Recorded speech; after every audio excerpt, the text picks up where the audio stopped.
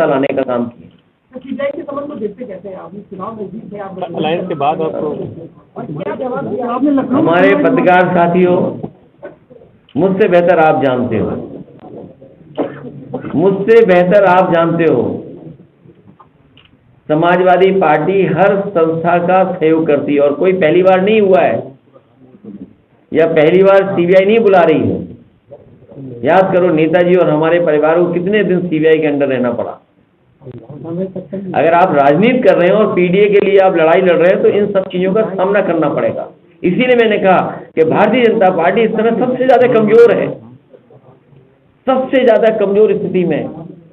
10 साल के बाद भी इतने घबराए हुए लोग। और मैं आपसे कह रहा हूं कि यूपी से आए थे, यूपी से ही जाएंगे बाहर। अगर 2014 में आए थे तो उत्तर प्रदेश की जनता 2024 में इन्हें बाहर कर देगी। क्या देश के लोगों की आंख थोड़ी बंद है? क्या देश के लोगों को नहीं दिखाई दे रहा कि आप चंडीगढ़ के चुनाव को जीतने के लिए बैलेट पेपर पे क्या वोट डलवाए आपने? वोट को खराब किसने किया? अगर बैलेट से वोट ना पड़े होते और सीसीटीवी कैमरा ना होता तो वो भारतीय जनता पार्टी की चोरी और वोट की डकैती पता नहीं लगती। जो वोट की लूट पता लगी है वो बैलेट पेपर की वजह से बची है। क्या देश की जनता नहीं देख रही है कि हिमाचल में एक मुख्यमंत्री को एफआईआर लिखानी पड़ रही है? क्या ये परिस्थितियां आपने कभी पहले देखी होंगी? तो ये जो चीजें आप देख रहे हो, समन आना चुनाव से पहले, ये भारतीय जनता पार्टी के प्रकोष्ठ की तरह काम करते हैं। और आपसे बेहतर कौन जानता है? आपके कई चैनल हैं जो बिक गए, इन्हें भी सीबीआई आई थी एक जमाने में। बताओ वो चैनल बिक गए कि नहीं बिक गए? उनके हौसले तो उन्होंने करे 80 लेकर के आएंगे। 80 में 80 हारेंगे इस बार। और तभी वो चिंतन कर रहे हैं कि सीटें बदली जाएं, एक के सिवाय। वो भी सीट अपनी बदलना चाहते हैं। सर, सीबीआई के समन पर आपका जवाब तो देखिए, जहां से आपको सूचना मिली है कि समन किया गया है, वहीं से सूचना ले लीजिए कि मैंने जवाब क्या दिया है। ये समाजवादियों का काम नहीं है कि उससे लाभ उठाएं या आपको सूचना दे दें कि हमने क्या जवाब दिया है। जिस जगह से आपको ये सूचना मिली है, समन आया है या सीबीआई ने हमें दिया, जब सीबीआई ने पहले समन किया, दूसरा किया, तो आपको हमारी तरफ से तो खबर नहीं मिली। जहां से भी आपको फीडबैक मिला है, जहां से भी आपको फीड किया गया है, ये लीक करने का काम बीजेपी करती है। आपको अभी भी नहीं पता लगा लीक में 60 लाख बच्चों का भविष्य अंधकार में डाल दिया। और मैंने फिर बताता हूं गणित, 60 लाख बच्चे जिनको आपने नौकरी देने का वादा किया था, नौकरी नहीं दे रहे हैं, जिनका पेपर लीक हो गया है।